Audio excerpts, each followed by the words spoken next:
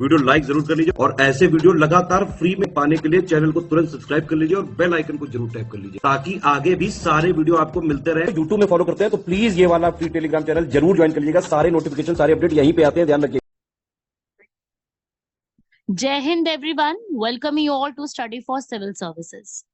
आज की हमारी डेट है 7 अक्टूबर और 7 अक्टूबर के जो इम्पोर्टेंट करंट अफेयर्स है उसके लिए आप सभी लोग ये वाली पीडीएफ को ले सकते हैं और इस पीडीएफ में दिए गए जितनी भी चीजें हैं उसको आप पढ़ करके आप परचेज कर लोगे तो आपके पास आपको नोट्स बनाना नहीं पड़ेगा। क्योंकि कई बार बच्चे पूछते हैं कि मैम नोट्स बनाएं या पीडीएफ से लिखें, तो ये आसानी हो जाएगी आपको अगर आप इसी पीडीएफ से भी पढ़ लेते हो।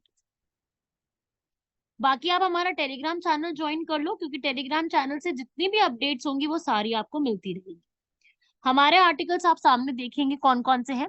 एक कास्ट सर्वे, क्योंकि बिहार में बहुत न्यूज में चल रहा है, एमपी और एमएलए को जो छूट दी जाती है। फिर 2023 में इतना रोलर कोस्टर हो रहा है यार मॉनसून का, है ना।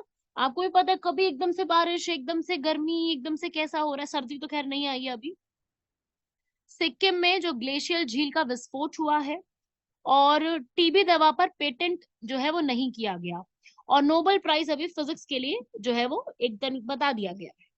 तो सबसे पहला आर्टिकल है कास्ट सर्वे। क्यों क्यों न्यूज में है? क्योंकि बिहार की सरकार ने जो है कास्ट सर्वे 2023 के बारे में जो है ये बताया है कि स्टेट की जितनी भी कुल आबादी है उसका 63% क्या मिलके बनता है। 63% वहां पर जो ओबीसी, अन्य पिछड़ा वर्ग और अत्यंत पिछड़ा वर्ग, ये भी एक कैटेगरी होती है, एक्सट्रीमली बैकवर्ड क्लासेस। तो ये सब उसमें बताया गया और ये बताया कि इससे बहुत ज्यादा समस्याएं जो है आने वाली हैं और इसके इम्प्लीकेशन बहुत ज्यादा होने वाले हैं। ठीक है भाई, तो थोड़ा सा एक बार कास्ट सर्वे की हम जानकारी को देखते हैं। सामने लिखा, आप पढ़ना शुरू करोगे इसको। तो सबसे पहले यहाँ पर जो एक्सट्रीमली बैकवर्ड क्लासेस है वो ज्यादा अमाउंट में है, 36% उन्हीं की पॉपुलेशन है। उसके बाद बैकवर्ड क्लासेस की पॉपुलेशन 27% है और एससी की पॉपुलेशन 19% है।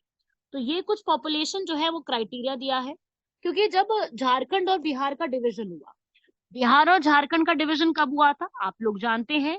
बिहार और झारखंड का डिवीजन जो है वो 15 नवंबर 2000 को हुआ था।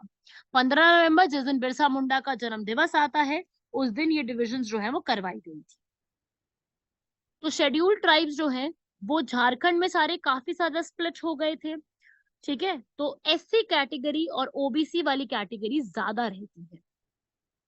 तो ये पॉपुलेशन भी मिक्स है, रिलीजियस सर्वे भी मिक्स है। हिंदूज जो हैं वो यहाँ पर 81% है, मुस्लिम 17% और बाकी रिलीजन की बहुत कम पॉपुलेशन है। तो बिहार वाले जरा एक बार से अपना सभी लोग चौकन्ने हो जाओ, आपका कास्ट सर्वे से क्वेश्चन आने वाला है। सभी लोगों को ये गुजारिश है कि पढ़ के जाना है। तो कास्ट सर्वे करने से फायदा क्या होता है? अपने को ये पता चलता है कि हमें किस तरीके से डीपीएसपी को इम्प्लीमेंट करना है। हमारे डीपीएसपी आप सभी लोग जानते हैं, हमारे कॉन्स्टिट्यूशन के आर्टिकल 4 में लिखे हुए हैं, सॉरी पार्ट 4 में लिखे हुए हैं। आर्टिकल 36 से 51 तक सरकार की जिम्मेदारियों का एक लेखा जोखा है, सरकार के दिशा निर्देश है। तो वो सारे दिशा निर्देश जो है वो हमें किस तरीके से अचीव करने हैं, हमें उसमें कैसा रूल बनाना है, वो हमें कास्ट सर्वे की हेल्प से पता चल जाती है। तो रिकमेंडेशन और ये सारी चीजें हमें यहाँ पे इस कास्ट सर्वे से काफी ज्यादा हेल्प मिलती है और बहुत ही पॉजिटिव कॉन्सेप्ट है, ये होना भी चाहिए देश में। क्या पहले भी कभी हुआ है क्या ऐसा? तो बिल्कुल हुआ है। पहला जो है सोशो इकोनॉमिक और कास्ट सेंसस 1931 में हुआ था, ताकि इंडिया की फैमिली में सारा कुछ हम कवर कर सके और जान सके और हर एक इंडिविजुअल को मतलब एक तरीके से आपका ना पता चल जाता है कि किसका कितना है, सेंट्रल और स्टेट में कितना कितना कितने कितना उन्होंने अपना काम देखना है, वो सारी चीजें। उसके बाद जो है मेंडल कमीशन आई थी, बीपी मंडल के नाम से, उन्होंने ये कोटा रिजर्वेशन कराया। उसके बाद 2011 से ये चीज स्टार्ट हो चुकी है। क्या इसके कोई नुकसान या फिर रेपरकशंस भी होते हैं क्या? परिणाम क्या निकलते हैं? तो परिणाम में ऐसा होता है कि जितना भी यहाँ पर जाति की जनगणना करी जाती है वो राजनीतिक और सामाजिक प्रभाव उसके देखने को मिल सकते हैं। इसकी चिंताएं भी देखी गई हैं कि अगर हो सकता है कोई पर्सन अपना जो है जाति का रिवील ना करना चाहता हो। कई लोग यहाँ पर जो है एकदम से सुदृढ़ हो जाते हैं कि हम लोगों को नहीं बताना। ठीक है, हो जाती हैं ये चीजें। तो कोई लोग गलत भी यहाँ पर बता देते हैं। तो थोड़ा सा ये है कि हाँ, ये फायदा जरूर होता है कि हमें डेटा मिल जाता है, लेकिन कई बार ऐसा डेटा आंशिक रूप से भी जारी किया जाता है, पार्शली भी रिलीज होता है।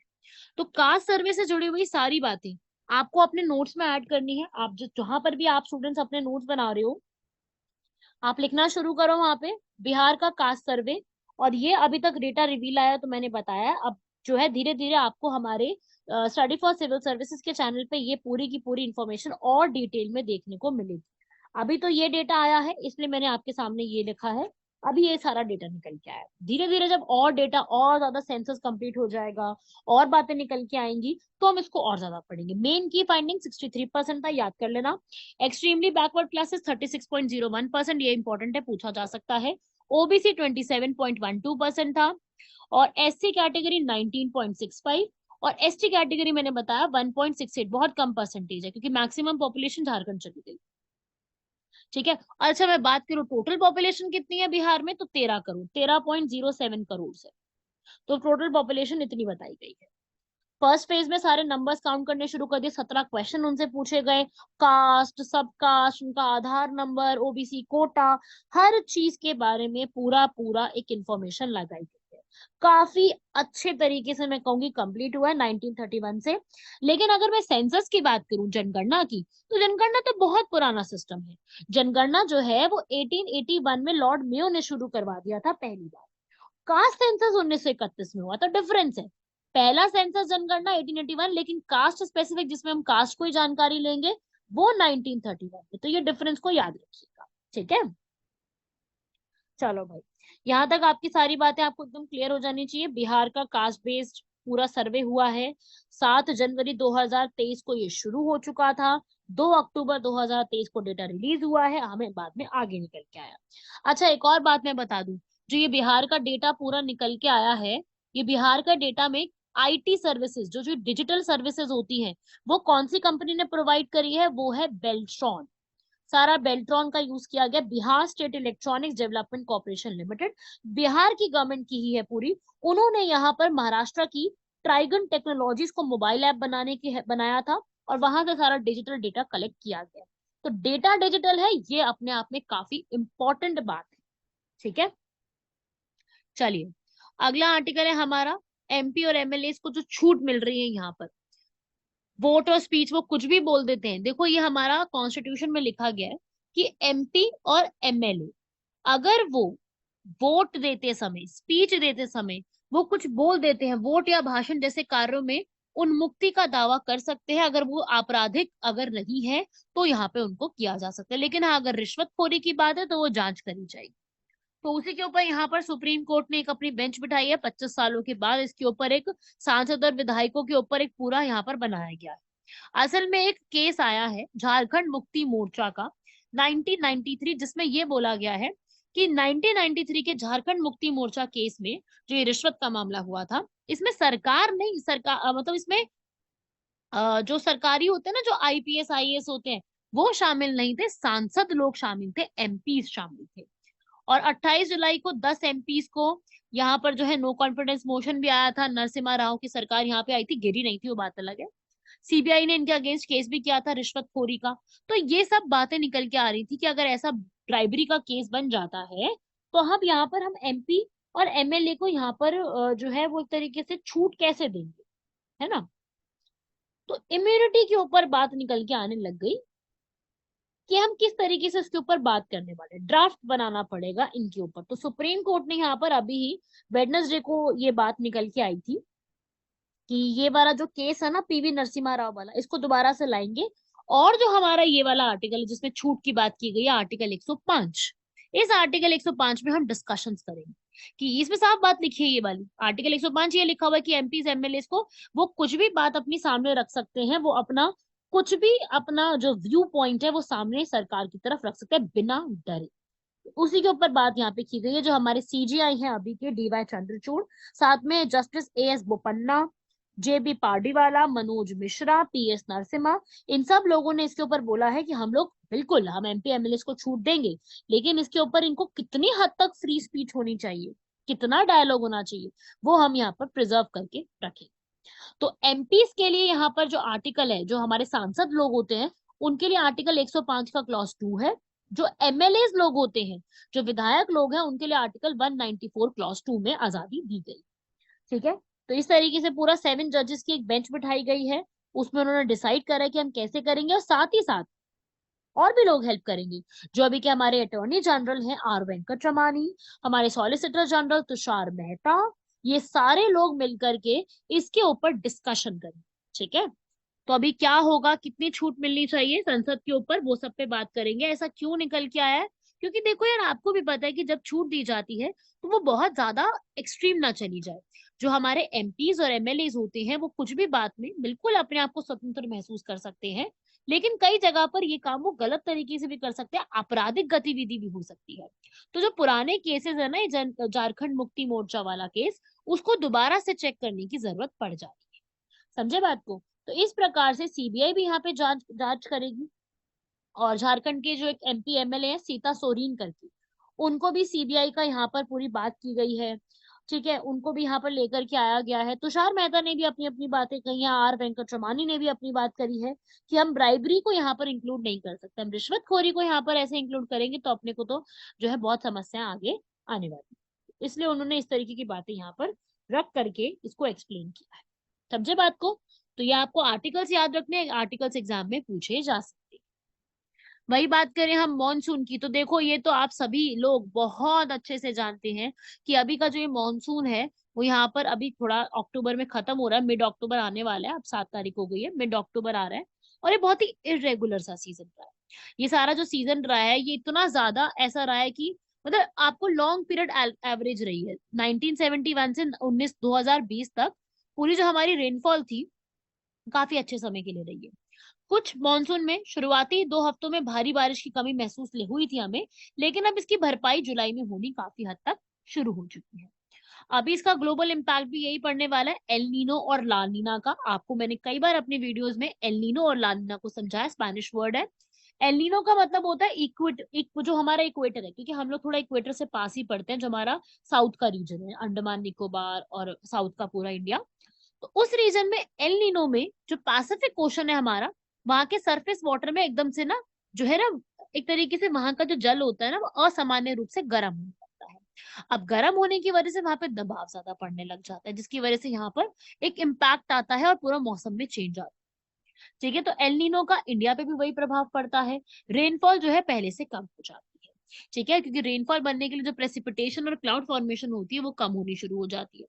वही ला नीना भी वैसा ही होता है, जब यहाँ पर एकदम देखो एल नीनो याद कर लो, एल नीनो गर्म हो जाता है पानी, और जो ला नीना है उस पर ठंडा हो जाता है। ठीक है, एकदम से ही ठंडे के रूप में वो जो है देखने को मिलता है। तो ला नीना का भी ऐसा ही प्रभाव पड़ता है कि अचानक से ठंडी सी होनी शुरू हो जाती है।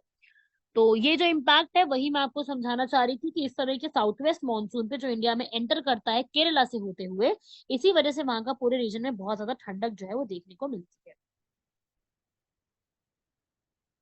तो उस रीजन में ये सारी प्रॉब्लम्स की वजह से ये आपको देखने को मिलेगा। ठीक है, तो इसको भी आप लोग याद रखिएगा। बढ़ते हैं हमारे फोर्थ आर्टिकल की तरफ। फोर्थ आर्टिकल है जो सिक्किम में ग्लेशियर झील में अभी हाल फिलहाल में विस्फोट हुआ है, 7 लोगों की बहुत दुखद घटना है। वहां पे फ्लैश फ्लड्स आए 4 अक्टूबर को। सबसे ज्यादा गैंगटॉक, जो कि सिक्किम की कैपिटल है, जहाँ पे सिक्किम का हाई कोर्ट भी है, पैकियोंग और नामची एरिया में ये देखने को मिला है। वहां पर एक ग्लेशियर लेक, पूरा ग्लेशियर से ढकी हुई एक लेक थी, उसके फटने की वजह से ये सारी चीजें जो है हमें जो है वो प्रॉब्लमेटिक देखने को मिली है।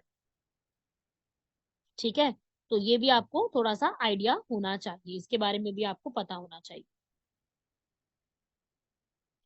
तो अब हम थोड़ा सा इसके बारे में और देख लेते हैं कि ये सब रीजन जो है वो इस वाले में सिक्किम के रीजन में जो हमको देखने को मिला है, एकदम एकदम से ना वहां पर पास में ही रिवर आती है, आपको पता है वहां पे एक रिवर है तीस्ता। तीस्ता नदी को सिक्किम की लाइफ लाइन के रूप में जाना जाता है, जानते हो ना, इस बात को मैंने बताया हुआ है। तो वाटर लेवल अचानक से बढ़ना शुरू हो गया, जिसकी वजह से ये प्रॉब्लम जो है वो हमें देखने को मिली उस रीजन के अंदर। ठीक है, बाकी वहां पर उस रीजन में जो है वहां पे हाइड्रो डैम्स बने हुए हैं, उसकी वजह से भी थोड़ा सा प्रॉब्लम जो है वो और ज्यादा देखने को मिल गई। ग्लेशियर लेक का आउटबर्स्ट होगा ना तो ऑब्वियसली बात है वहां पे हमारी एनडीए में जो हमारे डिजास्टर्स को देखने वाली होती है वो वहां पर आ जाती है, इसको सॉल्व करने के लिए कि भाई जो जो समस्याएं हो रही है हम उसको सॉल्व करना शुरू करें यहाँ पर। ठीक है, वो भी यहाँ पर आ जाती है, आगे बढ़ते हैं वो लोग भी। उसके साथ साथ ग्लेशियर लेक्स में जो एकदम से पानी आ जाता है, फ्लड आना शुरू हो जाता है, मेल्ट होने लग जाता है, तो ये भी एक प्रॉब्लम यहाँ पे रहता है। रिकमेंडेशंस यही है कि हम लोगों को वहां पर एक क्या लगाना चाहिए, सिंथेटिक अपर्चर रेडार, ये वैसे बनाया भी गया है, नासा और इसरो ने मिलकर भी बनाया है इसको, वो यहाँ पर बनना चाहिए, ताकि कल को कभी भी कोई ऐसी नई लेक बन रही है, फ्लैश फ्लड्स आने, एकदम अचानक से फ्लड्स आने शुरू हो रहे हैं, तो हमारे पास एक सिस्टम वहां पे होना चाहिए जो इस चीज को पूरा देख सके। ठीक है, ये भी ऐसा बोला गया था। तो वही आपको इसमें दिमाग में रखना है कि इस तरीके से ऐसे एनडीआरएफ है हमारी, लोकल पीपल की हेल्प करने के लिए। और साथ ही साथ वहां पे आईटीबीपी पूरा पहरेदारी करती है, हमारी सीएपीएफ फोर्सेज है, हमारी 5 सीएपीएफ फोर्सेज होती हैं। आप में से बहुत से बच्चे सीएपीएफ की तैयारी भी कर रहे होंगे। सीएपीएफ की फोर्सेज में सीआरपीएफ, आईटीबीपी, एसएसबी, बीएसएफ, और मैं कौन सी भूल गई, मैं कौन सी भूल रही हूँ, सीआरपीएफ, आईटीबीपी, एसएसबी, बीएसएफ, अरे यार मैं एक और भूल रही हूँ, असम राइफल्स, असम राइफल्स। ठीक है, बीएसएफ पाकिस्तान और बांग्लादेश की बॉर्डर पे, एसएसबी नेपाल भूटान बॉर्डर पे, आईटीबीपी चाइना बॉर्डर पे, सीआरपीएफ, हाँ मैं सीआईएसएफ भूल रही थी, बिल्कुल याद आ गया मुझे, सीआईएसएफ।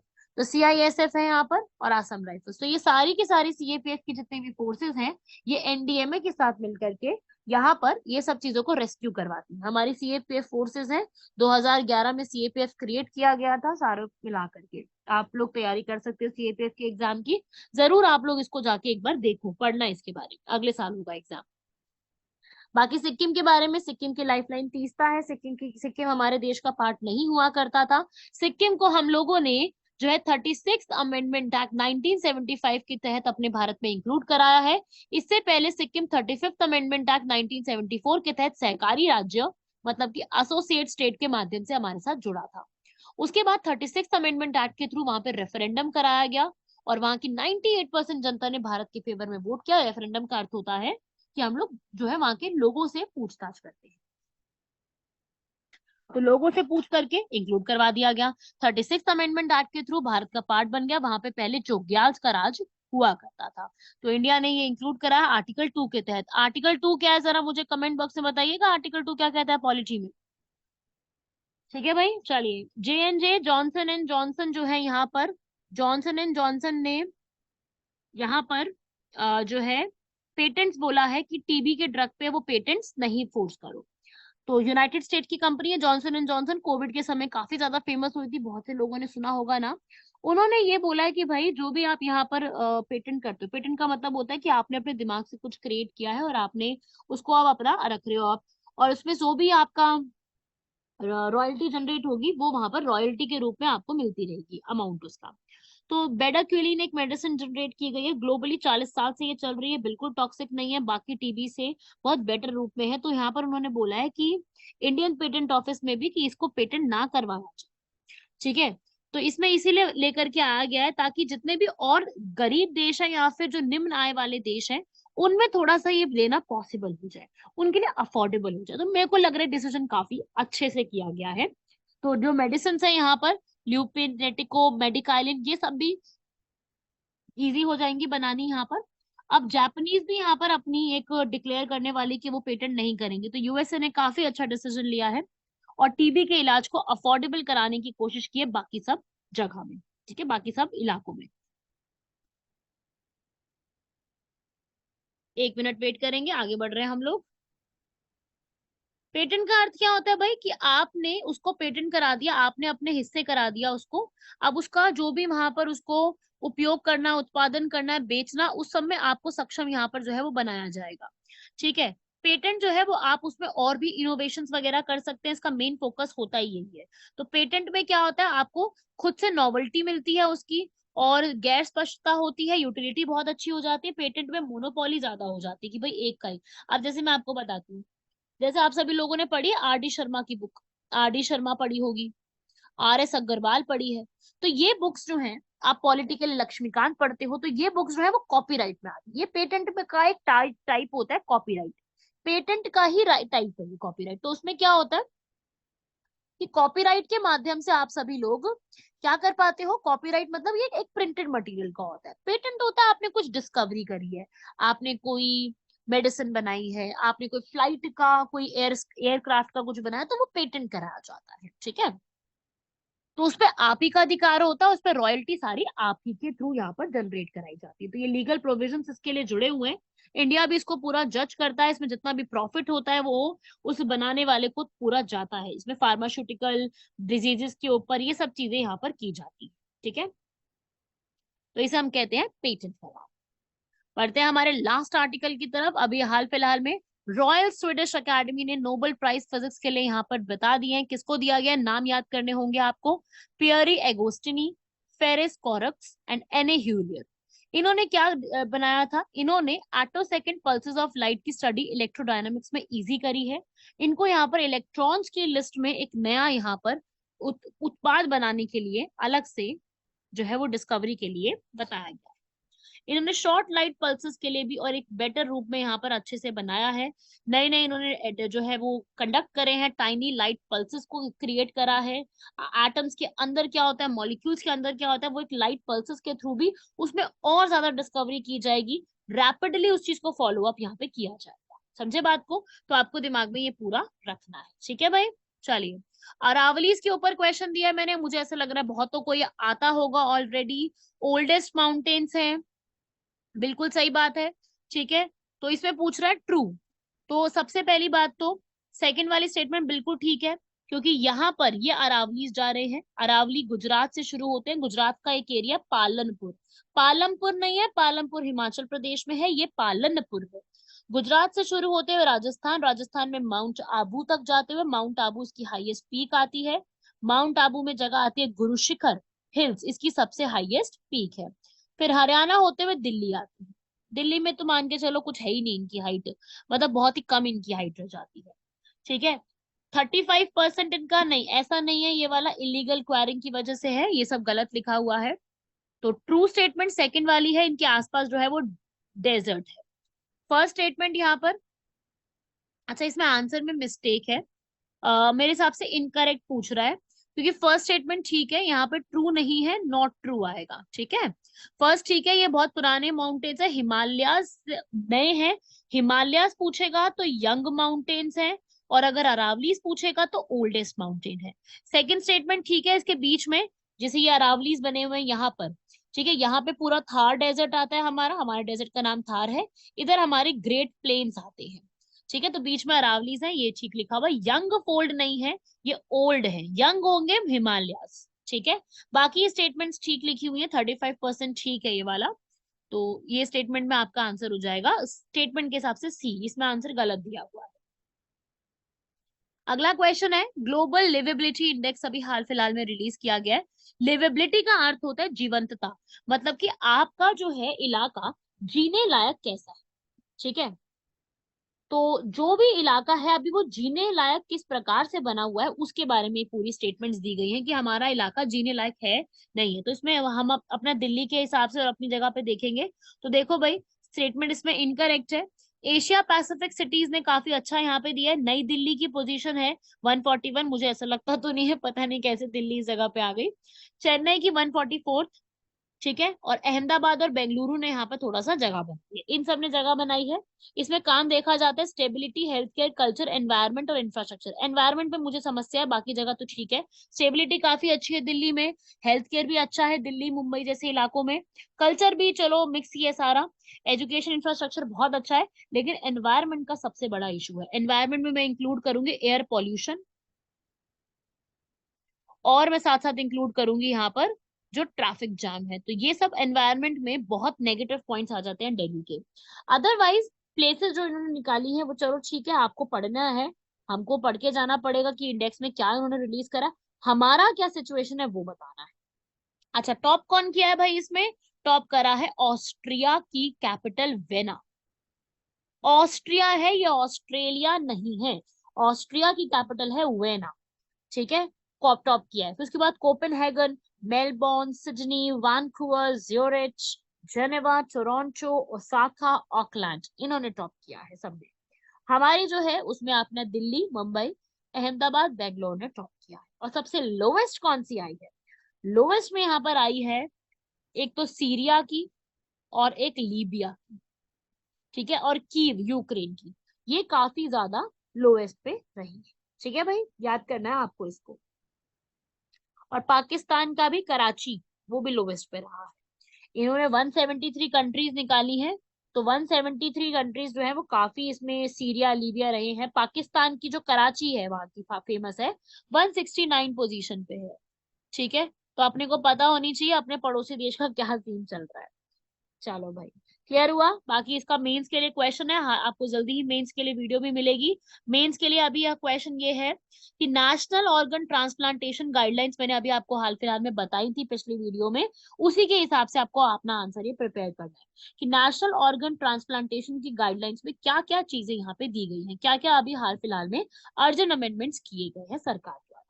तो ये है आपके आज के पूरे कंप्लीट आर्टिकल। कैसा लगा आपको वीडियो मुझे कमेंट बॉक्स में बताइएगा। I am always always waiting for your comments. ठीक है, तो आप लोग यहाँ तक कंप्लीट कीजिए। बाकी मिलते हैं आप सभी लोगों से नेक्स्ट लेक्चर में, तब तक के लिए धन्यवाद, शुक्रिया, जय हिंद।